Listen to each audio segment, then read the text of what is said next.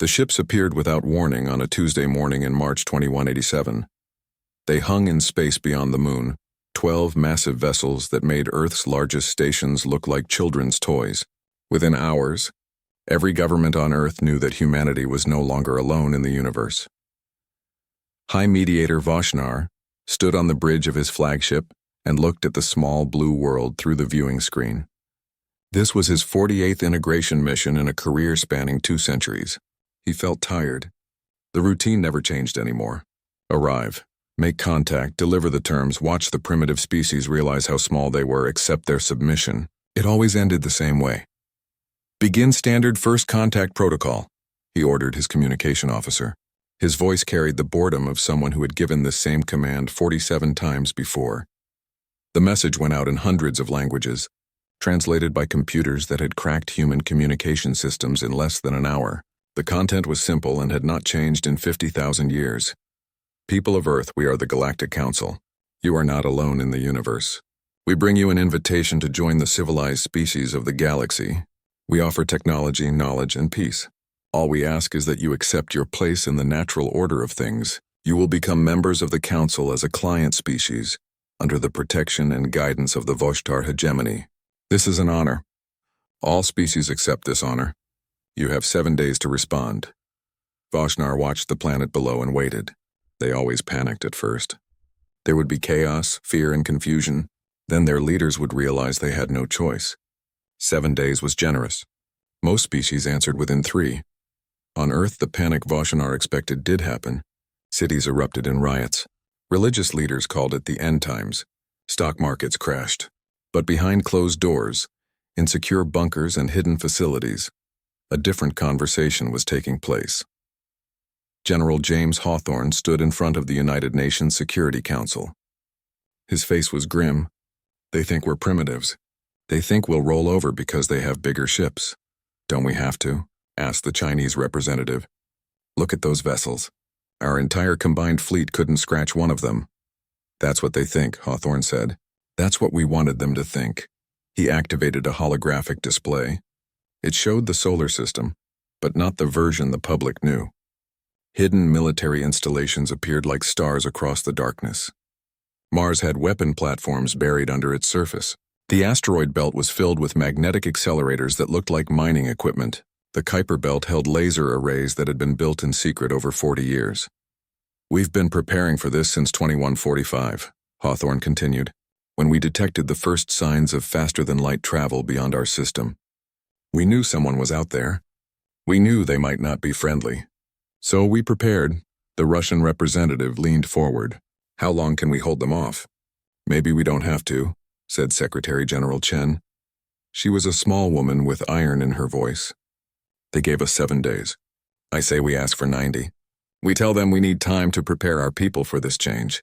They'll think we're already beaten. They'll give us the time. And then, asked the American president. And then we tell them no, Chen said simply. And we show them what happens when you try to put chains on humanity. The vote was unanimous. 3 days later, Chen stood before the cameras and delivered humanity's response to the waiting alien fleet. Her message was broadcast on every frequency the aliens had used. High Mediator Voshnar, we have received your offer. Humanity is honored by your contact. However, we are a young species, and this news has caused understandable disruption to our societies. We respectfully request 90 days to prepare our people for integration into galactic civilization. This will allow us to accept your generous offer with the dignity and order that such an important moment deserves. On his flagship, Voshnar listened to the translation and allowed himself a small smile.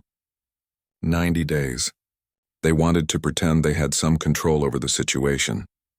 It was almost cute. He had seen this before with species that had strong pride. Let them have their dignity. It cost nothing. Grant their request, he ordered. Send a message that we appreciate their wisdom in accepting the inevitable. We will return in 90 days for their formal submission. The Council fleet pulled back to the edge of the solar system to wait. They did not leave. They wanted humanity to see them, to know they were watching, to understand that resistance was impossible. But Voshnar made a critical mistake. He assumed that because humanity's technology was primitive, their military thinking was primitive too. He assumed that their divided nations meant they could not coordinate. He assumed that their short history meant they had no experience with war. He could not have been more wrong. For 90 days, Earth became a fortress. Every nation poured resources into the hidden military network. Factories that supposedly made consumer goods were retooled to produce weapons. Scientists who were supposed to be working on civilian projects were actually building new missile systems. Miners in the asteroid belt were installing magnetic accelerators powerful enough to throw projectiles at relativistic speeds. Admiral Sarah Okonkwo commanded the defense of the Mars sector. She was 43 years old and had spent her entire adult life preparing for this moment. She stood on the bridge of the UNS Defiance and watched her crews install the last of the weapon systems on Mars. "Do you think we can win?" her executive officer asked quietly. "No," Okonkwo said honestly, "but we can make them bleed. We can make them realize that humans are not cattle, and maybe, just maybe, we can hurt them enough that they decide we're not worth the trouble." "And if they don't?" Okonkwo looked at the red planet below. "Then we make them remember us. We make sure that every species in that council knows that humanity died fighting. We make our stand mean something." Across the solar system, hundreds of thousands of military personnel were having similar conversations. They knew the odds. They knew this was probably suicide. But not one of them suggested surrender. On day 89, Secretary General Chen recorded a message. It would be broadcast the moment the council fleet returned. She sat alone in her office and spoke directly to the camera. "High Mediator Voshnar, we have considered your offer carefully. After 90 days of discussion and deliberation, humanity has reached its decision. Our answer is no. We will not become a client species. We will not accept chains no matter how golden you claim they are. Humanity bows to no one. You came here expecting our submission. Instead, you will find only our defiance. Leave our system in peace or leave in pieces. The choice is yours." When day 90 arrived, the council fleet moved back toward Earth. Voshnar sat on his bridge, confident and calm. He had the surrender ceremony already planned. There would be some harsh terms, of course. Humanity had made him wait, and that disrespect required punishment. But it would be quick. Then Chen's message arrived. Voshnar listened to it once, then again, then a third time. His translator officer looked at him nervously. "High Mediator, surely this is a mistake. No species refuses. Not in 50,000 years." Voshnar stared at the blue planet on his screen. For the first time in decades, he felt something he had almost forgotten. Uncertainty. "Send a response," he said slowly. "Tell them they have 24 hours to reconsider. Tell them that refusal means war. Tell them we will show no mercy." The response from Earth came in less than an hour. It was not a message. It was a targeting lock. Every hidden weapon system in the solar system had just painted the council fleet with active sensors. Voshnar finally understood. Humanity had not spent 90 days preparing to surrender. They had spent 90 days preparing for war. The 24-hour deadline passed in tense silence. High Mediator Voshnar had expected a last-minute surrender, a desperate plea for mercy, perhaps an offer to negotiate. Instead, he received nothing except the steady ping of targeting sensors from hundreds of locations across the human solar system. "Status report," he demanded. His tactical officer brought up a holographic display. Red dots filled the space around Earth like a swarm of angry insects. Each dot represented a human weapons platform. "High Mediator, we count over 600 active military installations. Previous scans showed less than 50. They were hiding them. The asteroid belt is a weapon system. Mars has underground missile batteries. There are laser platforms in the outer system that our sensors missed completely." Voshnar felt his confidence waver. In 50,000 years of galactic history, no primitive species had ever hidden military assets from Council sensors. It should not have been possible. "It does not matter," he said, forcing certainty into his voice. "We have 300 warships. They have primitive technology and no experience with real warfare. Send in the pacification fleet. Destroy their military installations. Leave their cities intact. We want them broken, not extinct." The Council fleet advanced. It was an impressive sight. 300 vessels, each one larger than a city, moving in perfect formation toward Earth. Energy shields shimmered around their hulls. Weapons charged. For 50,000 years, this sight had been enough to make species surrender before a shot was fired. Admiral Okonkwo watched them come from the bridge of the Defiance. Her ship was small compared to the Council vessels, barely 300 meters long. The entire human fleet, spread across the solar system, numbered only 87 combat ships. By every logical calculation, humanity was about to be destroyed. "All ships, this is Okonkwo," she transmitted on the fleet command channel. "They think we're going to break. They think we'll panic when we see how big they are. They're wrong. Remember your training. Remember what we're fighting for. Make every shot count. Humanity does not go quietly into the dark." The first shot of the war came from humanity. A magnetic accelerator on Ceres fired a tungsten projectile at 0.03% of light speed. It crossed the distance to the lead Council ship in 40 seconds. The ship's shields caught it, but the impact sent ripples of energy across the barrier. "All units, weapons free," Okonkwo ordered. The solar system erupted in fire. Humanity's strategy was simple. They could not win a ship-to-ship battle. The Council vessels were too strong, too advanced. But humanity had advantages the Council did not expect. They were fighting in their home system. They knew every rock, every planet, every gravitational well, and they were willing to use tactics that no civilized species would consider. Nuclear-pumped laser arrays in the Kuiper Belt fired in coordinated bursts. Magnetic accelerators threw projectiles from dozens of angles. Missile swarms launched from hidden platforms on Mars. The human fleet did not engage directly. Instead, they used hit-and-run tactics, firing from behind planets and moons, never staying still long enough for the Council weapons to get a clean lock. The Council fleet responded with overwhelming firepower. Their particle beams carved through asteroids like butter. Their missiles had tracking systems that could follow a target across star systems. But humanity had studied Council technology for 90 days. They knew its weaknesses. "Their shields are optimized for energy weapons," shouted the tactical officer on the Defiance. "Kinetic impactors are getting through." "All accelerator platforms, continuous fire," Okonkwo ordered. "Don't give their shields time to recharge." The battle became chaos.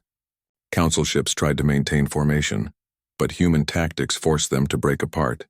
A frigate hiding behind Luna fired a spread of missiles, then ducked back into cover. A destroyer used Mars's gravity to slingshot itself into firing position, launched every weapon it had, and retreated before the Council could respond. Voshnar watched his tactical display with growing horror. His ships were dying. Not all of them, not even most of them, but they were dying. In 3 hours of combat, he had lost 18 vessels. 18 ships destroyed by primitives with inferior technology. "How is this possible?" he demanded. "They fight like madmen," his tactical officer replied. "They ram our ships when their weapons run out. They set off nuclear devices at point-blank range, destroying themselves to take us with them. They show no fear of death." Voshnar thought about his career. 47 integrations, 47 peaceful submissions. He had never fired a shot in anger. None of his crew had. The pacification fleet existed to threaten, not to fight. They had not trained for real combat in generations. Humanity, he realized too late, had never stopped training for war. The turning point came in the 5th hour.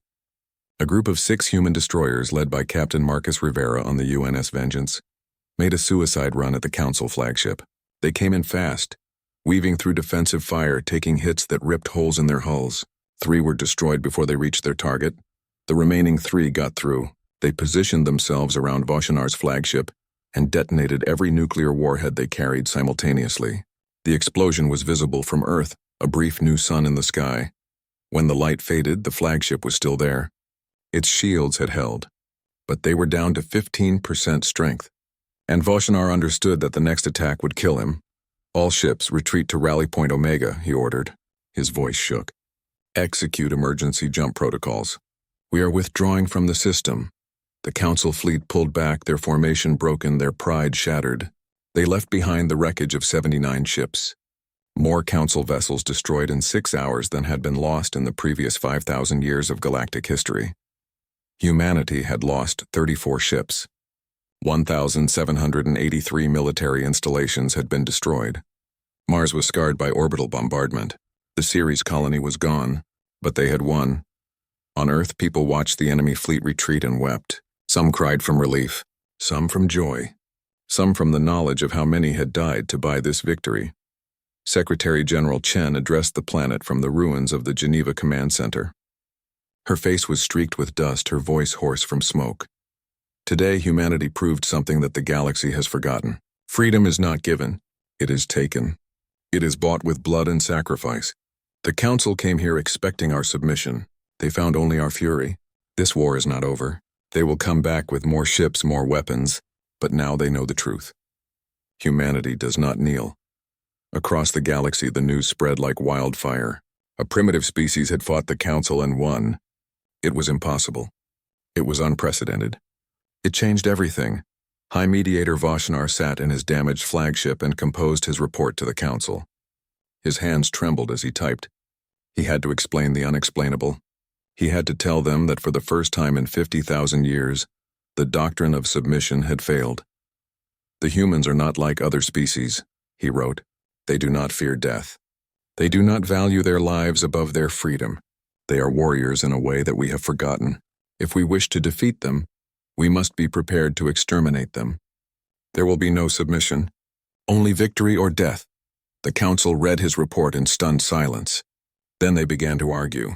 Some called for total war, some urged negotiation, some wondered if they should simply leave humanity alone. But the Voshitar hegemony, humiliated by the defeat of their pacification fleet, demanded revenge. They would show the galaxy that defying the Council meant destruction. They called for a war fleet such as had not been assembled in 10,000 years. On Earth, humanity watched the stars and prepared. They knew the enemy would return. They knew the next battle would be even harder. But they also knew something the Council did not. Humans had been fighting and dying for causes they believed in since before they learned to write. War was not an anomaly in human history. It was their history, and they were very, very good at it. The Galactic Council chamber had not seen this much chaos in 1,000 years. Representatives from 200 species shouted at each other while holographic displays showed the burning wreckage of the pacification fleet. High Mediator Voshnar stood at the center of it all, his shame visible in the way he held his body. The speaker for the Council, an ancient being named Korthak, raised one massive claw for silence. The chamber quieted. Explain to us, High Mediator, how a species that has not left its own solar system defeated a fleet that has pacified hundreds of worlds. Voshnar's voice was steady, but his eyes showed his defeat. They were prepared for war in ways we did not anticipate. Their entire civilization is built around conflict. While we have spent 50,000 years building a peaceful society, they have spent their entire history perfecting the art of killing each other. When we arrived, they simply turned those skills toward us. That is impossible, said the hegemony representative. Violent species destroy themselves before achieving spaceflight. This is known. This is proven. The humans prove otherwise, Voshnar replied. They are violent, yes, but they are also adaptable. They channel their aggression into competition, into sports, into political conflict that stops short of total war. They maintain the skills of warriors while building a civilization. It should not work, but it does. The Council debated for 3 days. Some species argued for negotiation. The humans had proven they would fight, so perhaps it was better to offer them true membership, not client status. Other species, particularly the Voshtar hegemony, demanded total war. To allow humanity's defiance to stand would encourage other client species to rebel. In the end, pride won over wisdom. The Council voted for war. 6 species contributed ships to the Grand Fleet. Over 5,000 vessels, more military power than had been assembled since the last great galactic war 10,000 years ago. It would take them 3 months to gather and organize. Then they would crush Earth and scatter humanity's ashes as a warning. But humanity did not wait for the enemy to come to them. Admiral Okonkwo stood on the bridge of her new flagship, the UNS Retribution. It was one of only 12 capital ships humanity had managed to complete after the first battle. Compared to Council vessels, it was small and crude. But it was fast and it carried enough firepower to hurt. The Council thinks we'll sit here and wait for them to come back, she told her crew. They think we'll use the time to strengthen our defenses to prepare for a siege.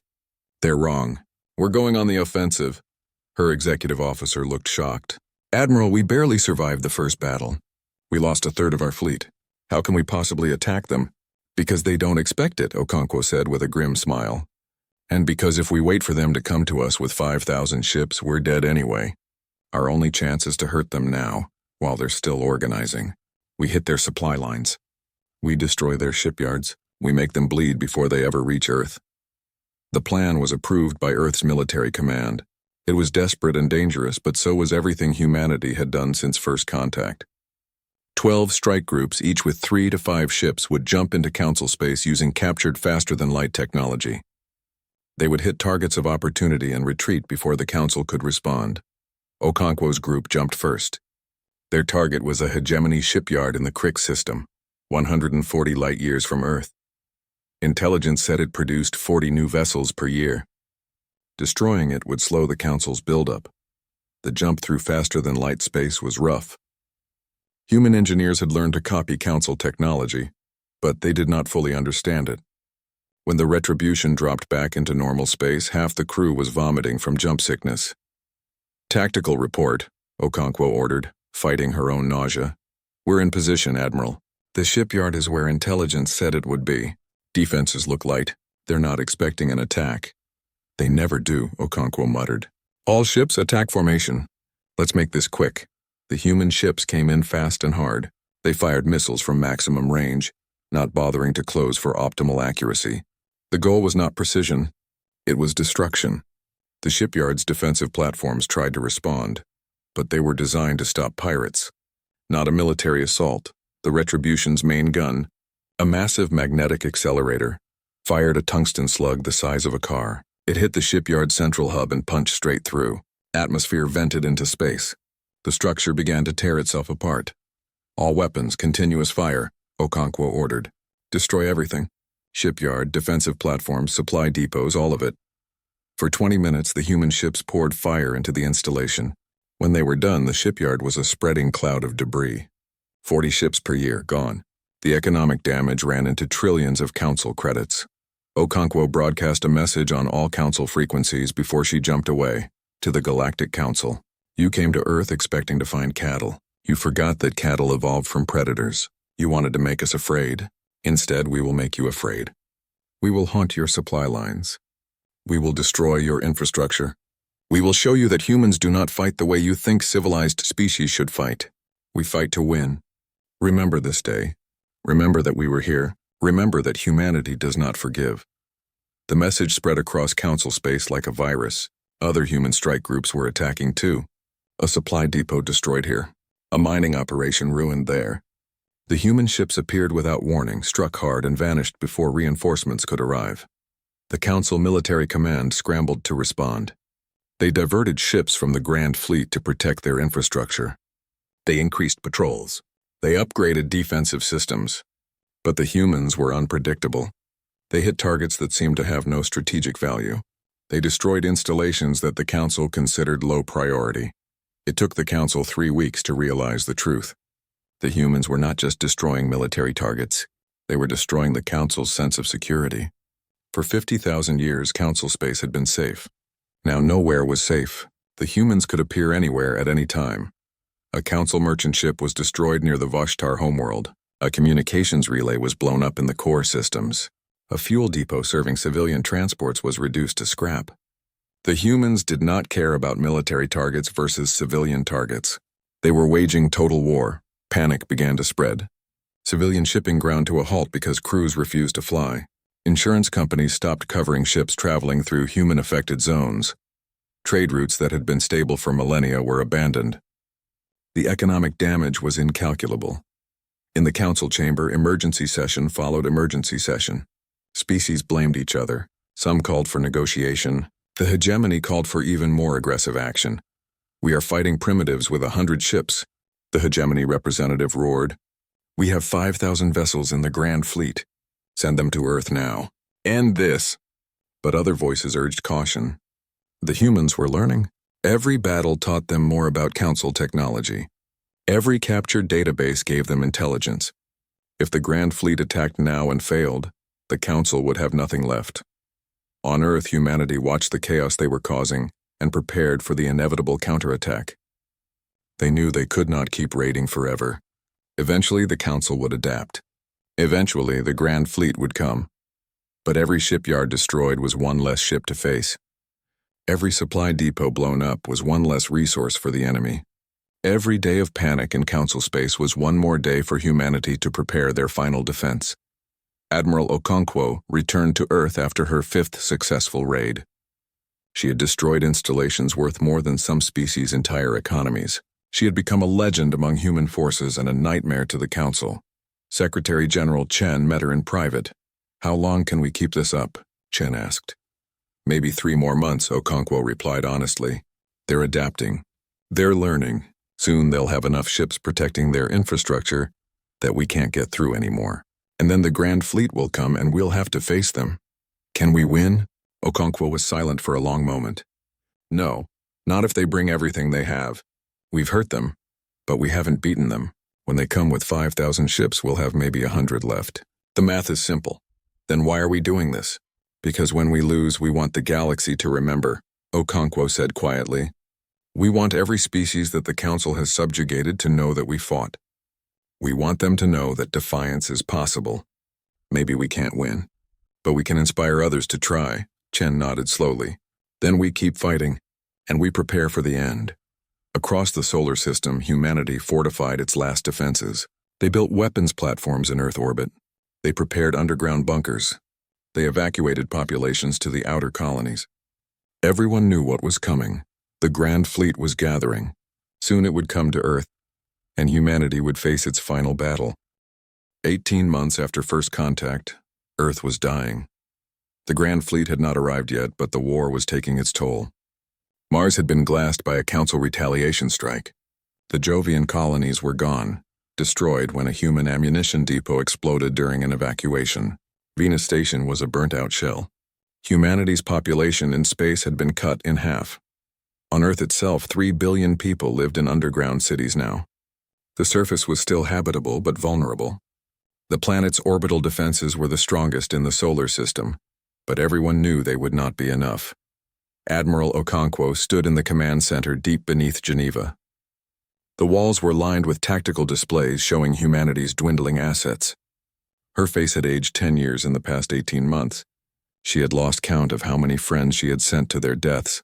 "Status report," she said, her voice hoarse. Her operations officer brought up a hologram of the solar system. Red markers indicated human military assets. There were so few of them now. "We have 63 combat-capable ships remaining. Ammunition reserves are at 40%. Fuel is critically low. The orbital platforms around Earth are at 75% functionality. We've lost most of our outer system infrastructure." "And the enemy?" "Council scouts report the Grand Fleet is assembling at the edge of the system. 5,200 vessels. They're running final preparations. Intelligence estimates they'll attack within the week." Okonkwo closed her eyes. She had known this was coming. They all had. But knowing and facing it were different things. Assemble the command staff. It's time to discuss the Exodus Protocol. 2 hours later, every remaining human commander gathered via secure holographic link. Generals, admirals, political leaders, all of them looking tired and defeated. Secretary General Chen spoke first. "The Council is coming with overwhelming force. We cannot win a conventional battle, so we need to discuss alternatives." "There are no alternatives," said General Hawthorne. "We fight and we die, but we die on our feet." "There is one alternative," Chen said quietly. "The Exodus Protocol. We load every remaining ship, military and civilian, with as many people as we can. We include genetic samples, cultural archives, everything needed to rebuild humanity, and we scatter. We jump to 1,000 different systems. Some of us will survive. Humanity will survive." The room erupted in argument. Some supported the idea. Others called it cowardice. Still others said it was suicide of a different kind. Admiral Okonkwo listened to them argue and felt a strange calm settle over her. An idea was forming in her mind. It was insane. It was desperate. It was probably the last thing any of them would ever do. "There's a third option," she said. Everyone fell silent. "We turn the Exodus Protocol into a weapon." "What do you mean?" Chen asked. "The Council thinks we're beaten," Okonkwo explained. "They think we'll fight a defensive battle around Earth and die. They expect that. But what if we don't? What if we load every ship we have with people, with cultural data, with weapons, and we jump toward them? We make the Exodus fleet our last attack." "That's suicide," someone said. "It's all suicide," Okonkwo replied. The question is, what kind of suicide serves humanity best? If we hide in bunkers on Earth, they'll bomb us until we're extinct. If we scatter to 1,000 systems, maybe a few groups survive, but we'll be hunted for generations. But if we attack, if we throw everything we have at them one last time, maybe we hurt them enough that they'll negotiate. You want to threaten them with extinction?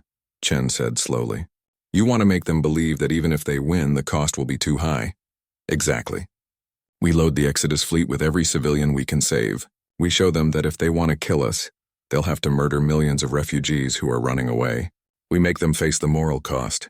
And while they're hesitating, we hit them with everything we have left. The plan came together over the next 3 days. Every remaining human ship was prepared for one final mission. Civilian transports were fitted with weapons. Military vessels were loaded with refugees.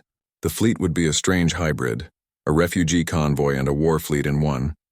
The message was prepared carefully. It would be Admiral Okonkwo's final transmission to the Council. She recorded it in her quarters alone the night before the fleet would launch. To the Galactic Council. You came to our system with an offer of servitude. We refused. You came with violence. We answered with violence. Now you come with overwhelming force, believing you can exterminate us. Perhaps you can, but understand what you face. The fleet approaching your Grand Fleet is not just a military force.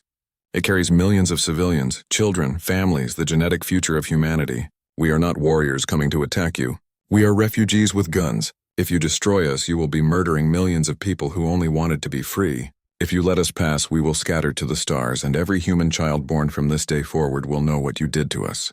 They will remember. And someday, in a decade or a century or a millennium, they will come back. Not for conquest, for justice. The choice is yours, Council. Let us go in peace or write your name in the blood of innocence. But know that either way, humanity will never forgive what you have done. The transmission was sent on every frequency the Council used. Then the Exodus fleet launched from Earth orbit. 300 ships, more than half of them civilian vessels. Inside them, 8 million people. It was everyone they could evacuate in time. Everyone they could save. Okonkwo's flagship, the Retribution, led the way. The fleet did not sneak. They came in openly, broadcasting their position, letting the Council see them coming. They wanted the enemy to see what they faced. On the Grand Fleet flagship, High Mediator Voshnar watched the human ships approach and felt something he had not expected. Doubt. They're not defending Earth, his tactical officer said, confused. They're attacking us. And they have civilians with them. Our sensors detect millions of life signs, children, non-combatants. They're using refugees as shields, the hegemony admiral growled. Typical primitive tactics, but Voshnar was not so sure. He had learned to respect human thinking, even if he did not understand it. They would not use their own children as shields.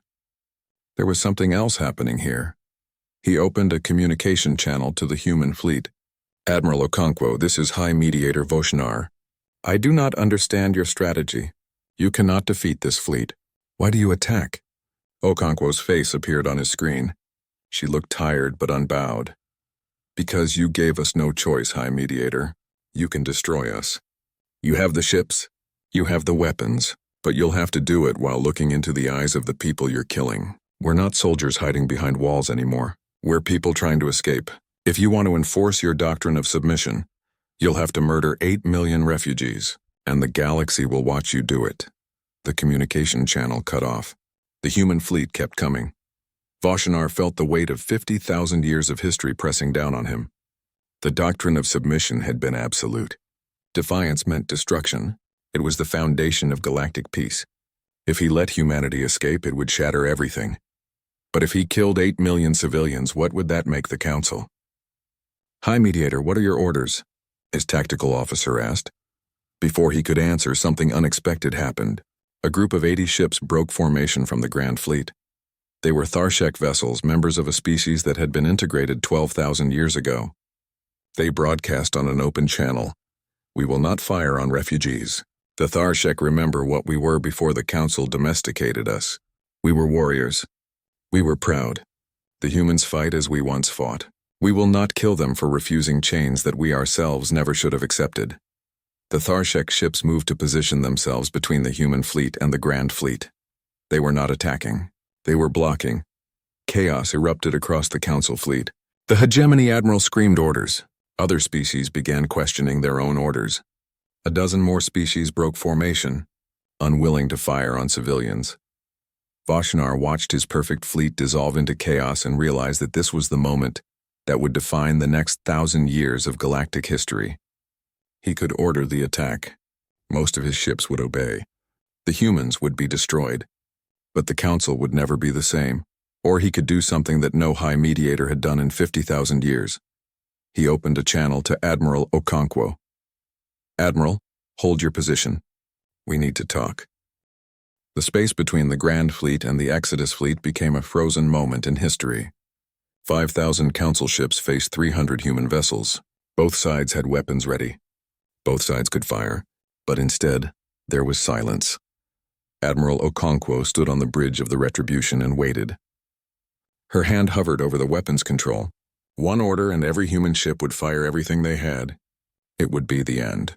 But maybe, just maybe, it would be an end that meant something.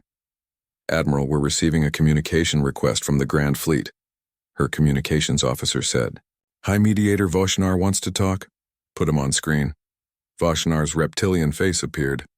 He looked old now, older than when Okonkwo had first seen him 18 months ago. War did that to people, even to aliens.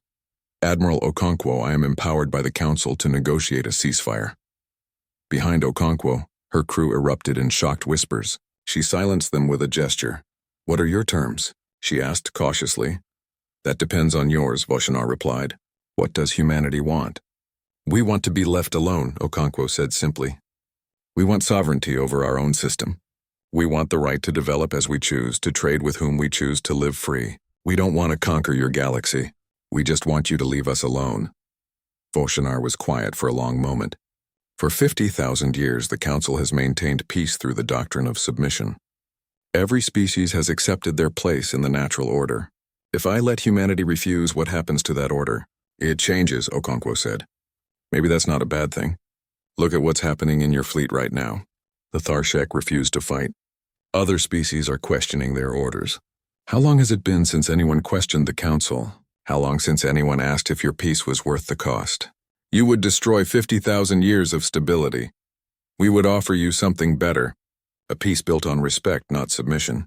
Species that follow you because they choose to, not because you force them. We've shown you that forced submission doesn't work anymore. Someone was always going to refuse eventually. We're just the first. The communication channel went quiet. Okonkwo could see Vashnar talking to others off-screen. The negotiation was not just with humanity. It was with the Council itself, with species that were watching this moment and deciding what kind of galaxy they wanted to live in. While they waited, something happened that no one expected. The Tharshek ships began broadcasting to their homeworld. They sent images of the standoff, of human refugees in ships, of the choice the Council was being forced to make. Within hours, the message spread across Council space. Billions of beings saw it. Client species, free species, ancient species that had been integrated so long ago, they barely remembered independence. They all saw humans standing up to the Council. They all saw the Council hesitate. On the Tharshek homeworld, something stirred that had been dormant for 12,000 years. Pride. The memory of what they had been before the Council came. Young Tharshek took to the streets, demanding their government reclaim their independence. The Council could not integrate a species that wanted to leave. Similar movements erupted on 6 other worlds. The wave was starting. 3 days passed. The fleets remained frozen in space, neither attacking nor retreating. On Earth, people held their breath. In the Exodus fleet, 8 million refugees waited to learn if they would live or die. Finally, Vashnar called again. "Admiral Okonkwo, the Council has reached a decision. We will offer humanity a treaty, full sovereignty over your solar system, trade rights with Council species, and a seat on the Council itself, not as a client species, but as an equal member." Okonkwo felt her knees weaken. She gripped the command chair to stay standing. "And in return, the doctrine of submission will be reformed. No species will be forced into client status. Integration will be voluntary. You asked for respect instead of submission. We are offering it not just to you, but to every species in the Council." "Why?" Okonkwo asked. "Why give us this?" Vashnar's expression was difficult to read, but Okonkwo thought she saw something like respect in his eyes. "Because you were right. Someone was always going to refuse eventually. Better to adapt now on our terms than to wait until the entire council collapses in civil war. The Tharshek are already demanding independence. Others will follow. You have shown the galaxy that defiance is possible. Now we must show them that the council can change. The Treaty of Sol was signed 4 weeks later. Delegates from 200 species gathered on a neutral station to witness it. Secretary General Chen signed for humanity. High Mediator Voshinar signed for the council. The treaty was more than just words. It fundamentally changed the structure of galactic civilization. The client system was abolished. Species that had been subjugated for thousands of years were offered the choice to remain or seek independence. Many chose to stay, but now they stayed by choice. Humanity was granted its seat on the council. The vote was not unanimous. The Vashtar hegemony voted against it, bitter at their defeat. But enough species voted in favor. They had seen what happened when you tried to force humans into submission. They had no desire to repeat the experience. Admiral Okonkwo became humanity's first ambassador to the council. Her opening speech was broadcast across the galaxy. "We did not want this war," she said. "We did not seek to challenge the council. We only wanted to be free, but when you forced us to choose between freedom and submission, there was no choice at all. Humanity will always choose freedom. We will die for it. We will kill for it. We will never accept chains. Today we join the council not as servants, but as equals. And we carry a message for every species in this chamber. You are not alone. If any species anywhere is threatened with subjugation, humanity will remember how we earned our freedom. And we will not let others suffer what we escaped." The speech caused a sensation. Some species saw it as a threat. Others saw it as hope. The galaxy would never be the same. In the years that followed, humanity threw itself into galactic society with typical human intensity. Human traders became common in council space. Human scientists collaborated with alien researchers. Human artists created works that blended human and alien aesthetics. But humanity also maintained its military. The fleet was rebuilt, larger and more advanced than before. Human ships began patrolling council space, offering protection to species that requested it. They became the rapid response force, the ones who went to dangerous places where others feared to go, not because they were the strongest, but because they never forgot what it meant to fight for freedom. 5 years after the Treaty of Sol, Admiral Okonkwo commanded a human frigate on patrol near the galactic rim. They received a distress call from a newly discovered species. A pirate fleet was demanding they submit or be destroyed. Okonkwo's ship arrived in system at maximum speed. The pirates took one look at the human warship and fled. The new species asked to meet with her. Their leader, a being that looked like a cross between a bird and a lizard, approached Okonkwo cautiously. "Why did you help us? You do not know us. We have nothing to offer you," Okonkwo smiled. It was the same smile she had worn on the bridge of the Retribution as she faced down the Grand Fleet. "We help you because someone has to," she said. "We help you because we remember what it's like when no one does. The galaxy tried to make us kneel. We refused. Now we make sure that no one has to kneel ever again." The species asked to apply for council membership, as free members, not clients. Their application was approved. Across the galaxy, more species began to find their courage. The Tharshek reclaimed their warrior traditions. The Krix demanded reparations for exploitation during their client years. The Mithari established their own independent government. The council, forced to adapt or collapse, chose to adapt. It was messy. It was chaotic. It was nothing like the ordered peace of the previous 50,000 years. But it was real. It was alive. And slowly, grudgingly, most species agreed it was better. High Mediator Voshinar retired 5 years after the Treaty of Sol. His last act was to write a message that was archived in the Council's historical database. For 50,000 years, we believed that peace required submission. We believed that freedom led to chaos. Humanity proved us wrong. They showed us that true peace comes not from forcing others to obey, but from respecting their right to refuse. They paid for that lesson in blood. We paid for it in pride, but it was a lesson worth learning. The galaxy is louder now, more chaotic, more difficult to manage, but it is also more alive. Perhaps that is what we needed. Not silence, but the roar of voices raised in freedom. On Earth, monuments were built to the fallen. 300,000 names were carved in stone. Every person who died defending humanity's freedom. People came from across the planet to visit, to remember. to teach their children what their ancestors had done. Above those monuments, humanity's warships continued their patrols. Silent guardians watching the stars, ready to defend not just humanity, but any species that called for help. The galaxy had expected humanity's silence. Instead, they heard the roar of warships. And that roar changed everything. Humanity did not kneel. Humanity did not break. Humanity stood up and fought and bled and refused to accept a galaxy built on submission. And in standing up, they taught the galaxy to stand with them,